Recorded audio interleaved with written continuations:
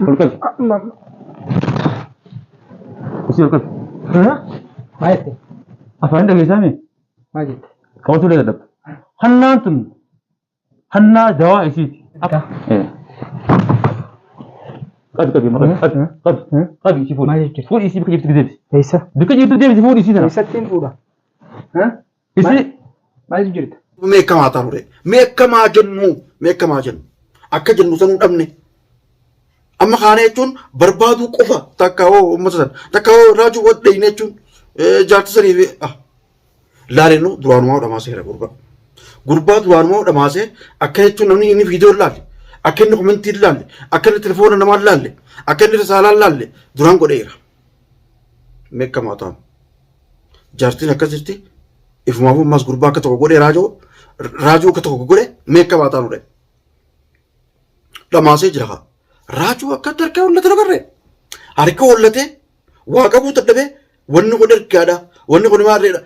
Kannaan si kanna jee kannaa harka kanneefi kannaa san taan miila jala kaa'e taan gurra bitaa jala kaa'e taan maarra jala kaa'e aboo maarraa dhageessa. Oomeetti badhiisi. Waan gaddaa waan ajaa'ibaa dhagee. Darramne bakka hunda darramne yaa dhiiroo akkuma ta'a namni keenya kun nu darare nama darare wal darare meekamaa taanu aboo gadhaappaa waan akkanaa kana dalagina aboo gadhaappaa osoo jennu amma kunu abdii raajees jaartiis kun akka godhe meekamaa taanu reema meekamaa taanu. Raajee komantii ilaali. Raajee telefoona si ergine ilaali. Jawaatiin mataa isaatiin bira dhaqee akka jechuun faayoo nu bayyanattu godhee jira. Lamatu wanni jechuun abdii isa yaamsisee hoo. Lamatu wanni abdii jechuun way dubbii ajaa'ibaati yaaboo. Way dubbii ajaa'ibaati yaa daawwattoota keenya dubbii ajaa'ibaati. Barana jechuun barana sanaa kana keessatti jechuun musiibaa buuteema musiibaan dhufte meekamaa jennu musiibaan dhufte jette namni wal hin dhaga'u viidiyoo namaan laalu komentii laalu daawwattoonni keenya komentii barreessee raajee komentii laali raajee waan akkanaati gurbaan sun jechuun jawaati akkas godhe gurbaan sun saahiba zakkooti saahiba boleessa jawaateeti waan kana birraa eegi gurbaan kun siiri godha malee siiri namatti hidha malee siiri namarraa eeguu hin beeku. Hogguu jennee daawwattoonni keessa si waywaatu. Hogguu jennee jechuun nuti si waywaanna. Sibira dhufiin malee. Bakkittoon tun adda hiixuudha. Sanaan kun jechuun akka waan jechuun bakka ollaa takka galluutu seenaa. Namni magaalaa jechuun bakka hundi hirtanii beektan. Warra addunyaa irra jechuun kun Austraaliyaa kun Ameerikaa kun Suudii kun jechuun bakka hundaa'u numa warri jettanii beektan. Magaalaa takka keessa jiraatte dabtee wal qaqqabuu hin dandeessu. Adda fagoo waan ta'eef garuu namni waggaa fiitoo takka waraabee jechuun ergaa takka si dabarse takkaa waggaa komentii jechuun daawwattoonni keenya jechuun komentii si kaa'e waan san laaluun itti fayyadamuun dirqama.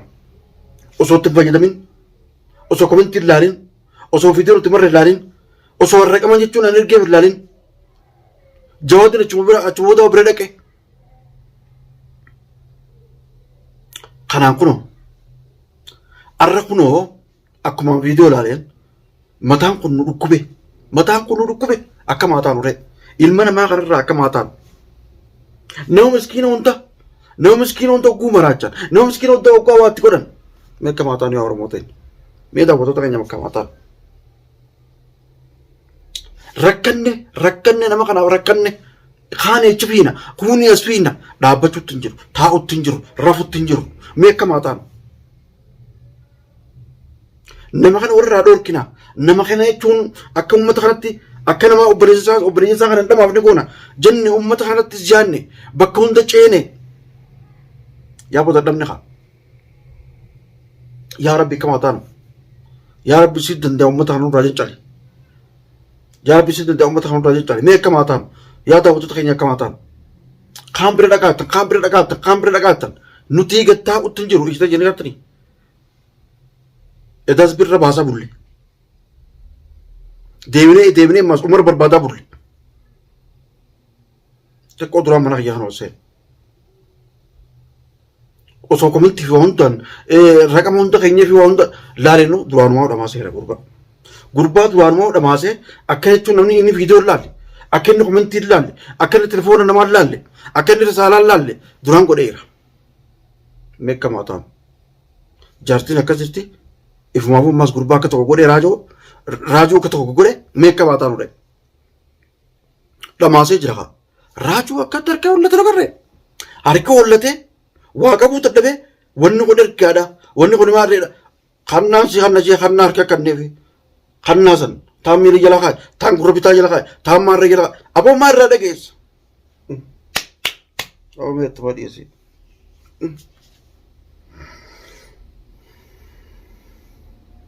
Meeqamaa irraa ta'an? Meeqamaa ta'an? Meeqamaa goon? As keessa guutta namni wal dhamaasu wal fajaajeessu akka mana gurguru kana bira dabruuti de nama kana waliif galchinee hin dadhabne meeqamaa ta'an nuti. Yaa Rabbi ni dandeessaati. Yaa Rabbi tokkicha ni dandeessa. Waan kana nurraa qabbaneessi. Waan kana magaalaa kana keessaa dhabamsiisi.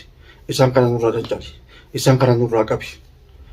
Uummanni kun jechuun obboleeyyanii warratti waa kakaasu kanaas warra gattee si waan adda addaa godhee jechuun sheexaanni jechuun taa'ee namatti ergu kanaas yaa Rabbi jechuun akka gartee akka ta'anitti hambisi hin dandeessaa. Mee akkamaa ta'an ta'e mee daawwattoota keenya akkamaa ta'an mee mala nu himaa mee kaan bira dhee mee mala nu himaa akka taa'u dhabne.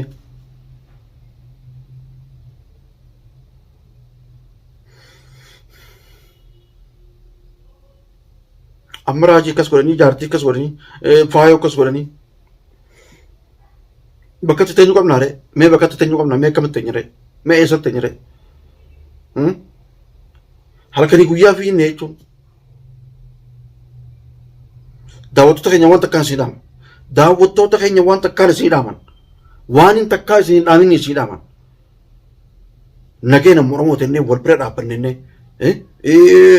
waan kana ofirraa dhorkenne ol kaanee dadhabne uummanni immoo waan kana qabuuf viidiyoo takkaa fi lamarratti waan kanaan dubbadha jira. Isin ammoo jechuun koomentiidhaan nu gargaartan iddoo ayi nu gargaartan warreen waa qabu maal nu calliftan warreen waa qabu maal nu calliftan uummanni kun wayi qaba waan kana waan mee nama amantii irratti jechuun waan takka godhame waan takka ergame nama amantii irratti nuti nurratti illee erguu baattan nuti rakkoon qabnu maal nutti tustanii jechuun. Namni Oromoo kun nuun jiru moo akkuma warra asii kanatti walii yaanne hogguu garuu waliif yaanna fakkaannaa mire hogguu garuu waliif boonyaa mire nu boo jirtan du'aa nu godhu jirtan nu bira dhaabbachuu jirtan garuu bifa takkaa beekaa tatti namni wal bira dhaabbatu namni kun duba wal fixee namni kun duba jechuun lafarraa wal galchee namni kun jechuun wal maraache namni kun fayyaa wal dhorke namni kun lafaa kan wal dhorke akka maataa nuree. Akkatti Oromoo tana walii galchinu akkatti Oromoo tana walii sirreessinee wal jala yaafnu akkatti jechuun nama dhamaa kana wal jala yaafnu akka jechuun waan kana tambifnu maaliif mana nuun dhooyne hiina baa namni maallaqaan gabbaa maallaqaan hina maallaqaan gabbaa meeqa maataa nuree wanni hafe maaltu jira caccabsanii dhawanii yoo gumaa kabalan irra wayyaa bire. Kanaaf maalitti ustarree caccabsaa akkana godhaa ejjeessaa maarree godhaa biyya tana keessatti ejjeeftuullee hin teessu caccabsuu qofaa wayyan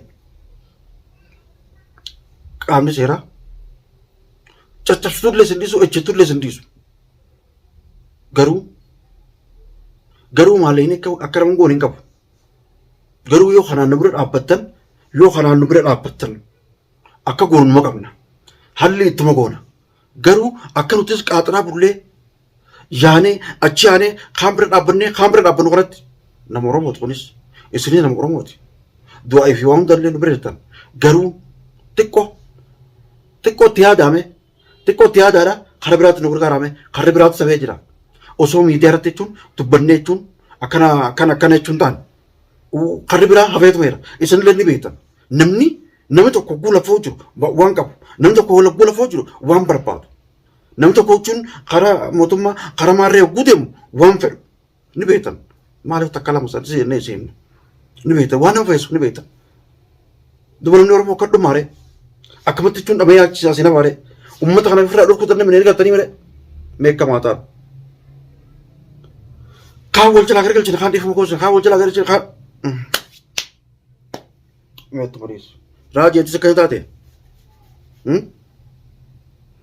Atis sedhamaasanii faayos akkana godhanii.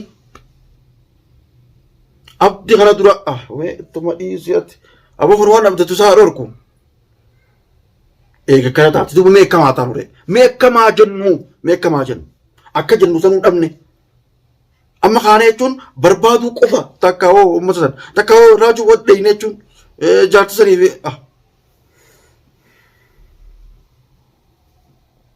oon daawwattoota ayyaa akkumaan jiruun beeku. Mataan kunis na garagalee jira akkaan jiruun beeku. Isinallee jechuun komentii irratti nu barreessa waan isin jettan goona boo waan isin jettan goona isin nu barreessa garuu itti yaada nu barreessa.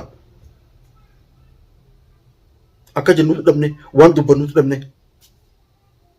Kun kaan gubbaan kun kutu kaan kun kutu kaan kun kutu.